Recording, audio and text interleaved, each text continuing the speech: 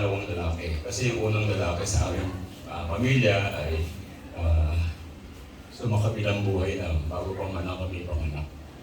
Anyway, yung tuwing ko eulogy, this eulogy is not from me. Kasi ako'y napagutusan nung bali tumatay yung panganay na lalaki sa pamilya ngayon na si Roger, si Rolly Santiago, siyang eldest son na lumalabas. He wanted to be here, pero uwi lang niya sa Pilipinas, kaya ayaw niyang gumastos ulit dahil mag-uwi sa Pilipinas para sa living. But he was with Dico for the longest time, a month before he perished.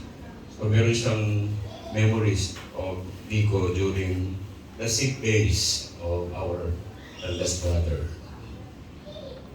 It turned out that si Roger pala ang most emotional sa aming pamilya. Mas emotional pa kay Yoli. Si Yoli emotional, madaling umiyak. Si Sabi pala ay iyakin. Kasi napansin ko sa mga text na pinapadala niya sa amin, parang almost every day meron siyang memoir. Pinapadala niya yung mga memories niya kay Dico with a short time that they were together in California. But most of all, the long time that they were together in Bulacan, in Baliwag. Kasi, bali magkasunod silang lalaki, so they are only 3 years apart in age. Therefore, brothers of the same age range are pagkata. Mas pagkata sila. So allow me to read the eulogy